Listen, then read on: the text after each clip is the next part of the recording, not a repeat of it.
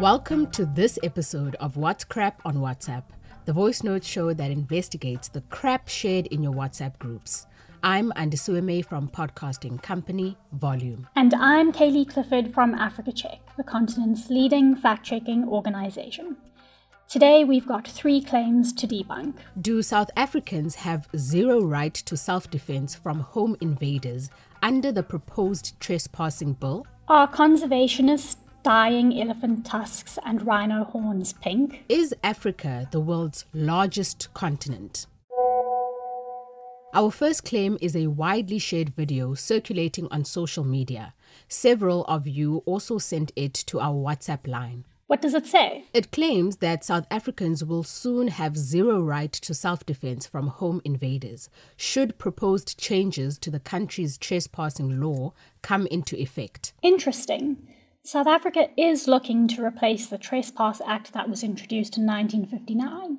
According to the Department of Justice, it's outdated. That's right. But in the video, a woman describes a hypothetical situation where intruders breach your security, enter your home, and attack your family. She claims that if the proposed bill is passed into law in a home invasion situation like this, the homeowner would not legally be able to defend themselves. Wait, so now even my boerewors isn't safe.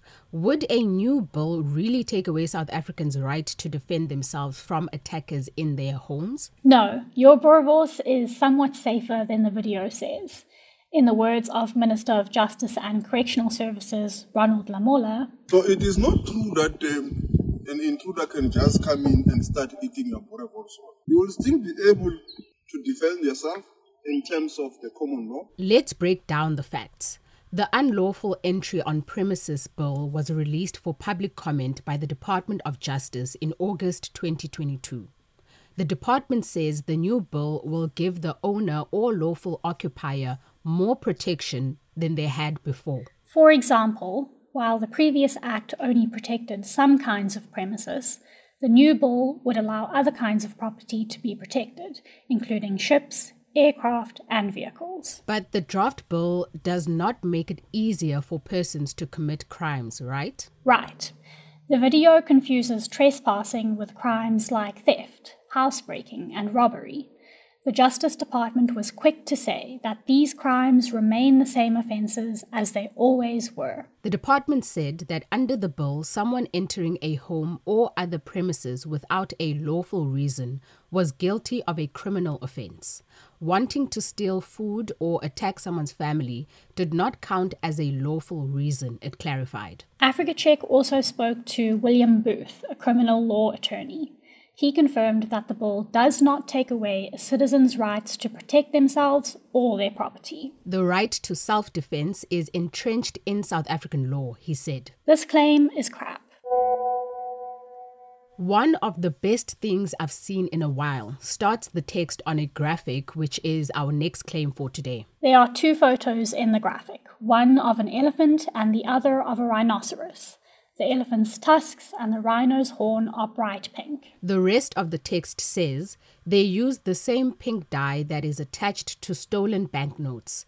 This makes the ivory unsellable and it cannot be consumed. The animals are not harmed and it is saving their lives. Rhino and elephant populations across Africa are threatened by poachers who target them for their tusks and horns. In South Africa, 451 rhinos were killed in 2020. But are conservationists dyeing rhino horns and elephant tusks pink in order to deter poachers?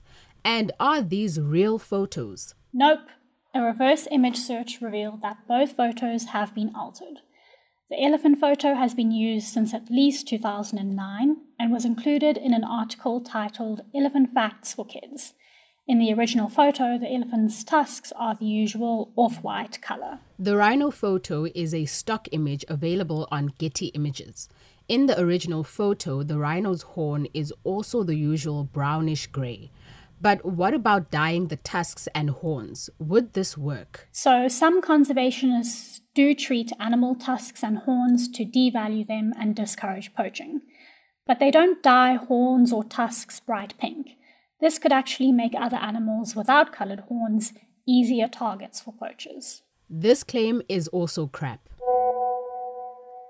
Last up for today is a claim that starts the madness of colonialists. Okay, what else does it say? It says, I remember reading and watching a few videos on how people who drew up maps during the colonial era purposely made Africa look smaller than the other continents when in actual fact, it's the biggest. What? The post includes a map of Africa, Europe, Asia, and Oceania. There are straight red lines drawn from west to east at a slight angle across the continents of Africa and Asia. The line across Africa is labelled 7,200 kilometres, and the one across Asia is set at 6,400 kilometres. At its end, the quote claims that showing Africa smaller on maps than other continents was and still is a psychological way of programming Africans to think that the Europeans, Americans, and Asians were superior. Popular world maps have been criticised for shrinking Africa while exaggerating the size of other continents. Okay, but does that make Africa the biggest continent? While the numbers in the graphic don't quite add up. Africa is approximately 30.2 million square kilometres and makes up almost 13% of Earth's land. But Asia is larger. Its area measures at 43.8 million square kilometres and it makes up 29% of Earth's land. So this makes Asia the largest continent. Exactly. Africa is not the largest continent in the world, but popular world maps like the Mercator projection do make the continent appear smaller in relation to the rest of the world than it actually is. That's all the time we have for today. Now you know what's crap and what's not. Your friends and family can sign up for our show over WhatsApp. The number is 082-709-3527. Make sure to save us as a contact in your phone and send us a message. You can find the show wherever you get your podcasts, from Apple to Spotify. If you listen there, you'll find show notes and a link to the fact checks. Remember that you can send us a WhatsApp message, a picture, video link, or voice note that you need fact checked. Just forward them to us on WhatsApp. Our theme song is composed by John Bartman. I'm Andisuame. And I'm Kaylee Clifford. Bye for now.